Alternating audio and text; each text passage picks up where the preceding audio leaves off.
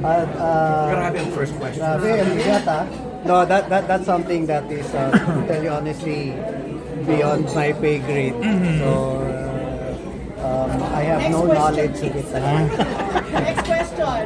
Although hindi ko po masasagot, wala akong knowledge about Okay any po. transaction. Apa. Nagtaglabas naman ang statement ng ABS-CBN regarding that, na wala raw ganon, yung mga ganyan. Oo. Pero, ano lang yung masasabi niyo sir dun sa, of course, parang the possible collaboration of RSA and MVP? I think RSA and MVP have been collaborating naman beyond, even in the past. Network. Oo. So, we've seen that their partnership sa infrastructure, sa iba't ibang negosyo naman, there really is a relationship between the two. So it is not far-fetched sure na in the future, there's a possibility na magkaroon din when it comes to the broadcast industry. It's not for me to say. It's not something that is in my purview to be able to answer. Pero with this kind of development, kasi ang daming mga bagong programs din yung launch, tapos mga kapamilya artists na nandito na rin, so hindi talaga imposible siguro. Ang masasabi ko lang ay that we have a partnership existing with ABS-CBN. They carry some of our shows, we carry some of their shows. Yun po muna ang partnership namin with ABS. So parang pinafuse namin yung iba't ibang programa on our grids. Gaano katagal po? For now, yung outlook namin is for the next 12 months and then continuous naman yung pag-uusap namin. So, there's an intention, I think, that we should continue to improve yung partnership. Sa tingin niyo po, saan nanggagaling yung mga ganung usap-usapan? Kasi it's all over social media. Ay, may hirap sagutin yan. I don't know where it's all coming from.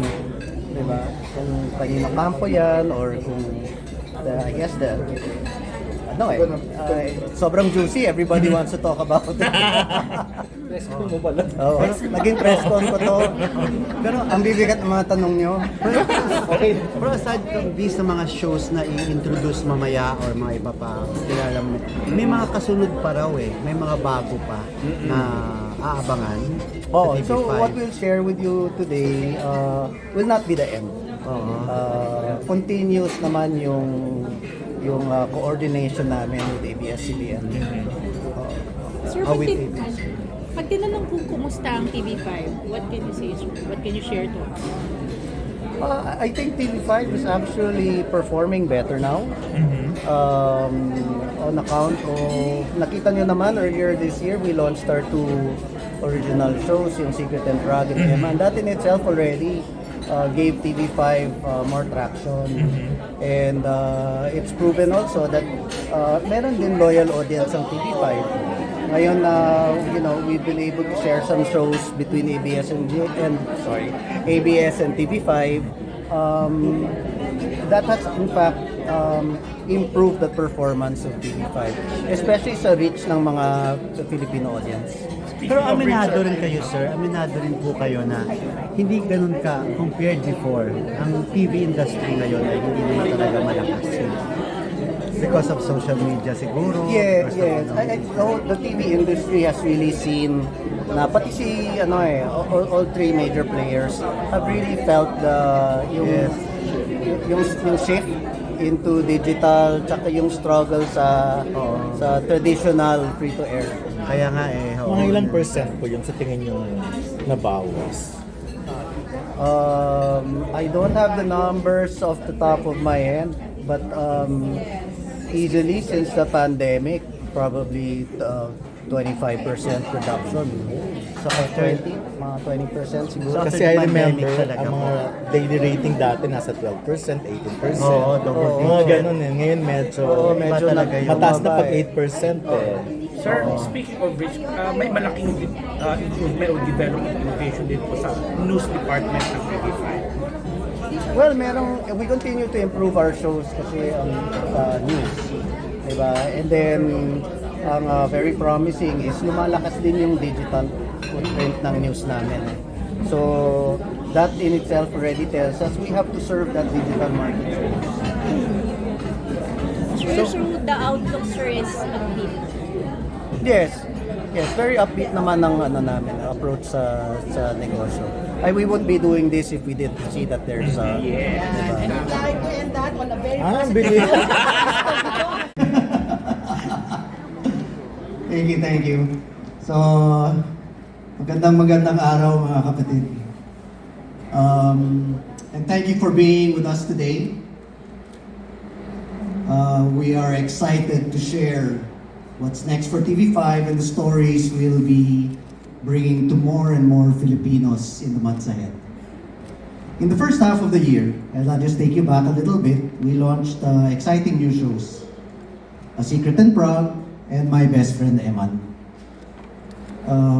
Each connecting with the audiences in different ways, from a mystery, comedy, and romance to a heartfelt way of storytelling. We're especially proud to see A Secret in Prague to have ranked among the top 10 titles on Netflix for several weeks.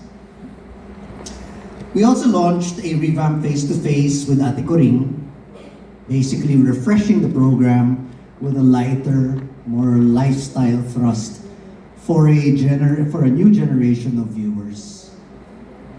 This year also reaffirmed the power of collaboration with a renewed partnership with ABS-CBN, thus allowing more and more Filipinos to discover TV5 content, while opening new opportunities for audiences to enjoy and even more great Filipino stories para sa mga kapatid at kapamilya. So in the evening, from Sigabo to Someone Someday, where Dimples is a part of, to A Secret in Prague across both platforms. Our partnership is built on a simple shared belief that when great stories reach more people, everyone benefits.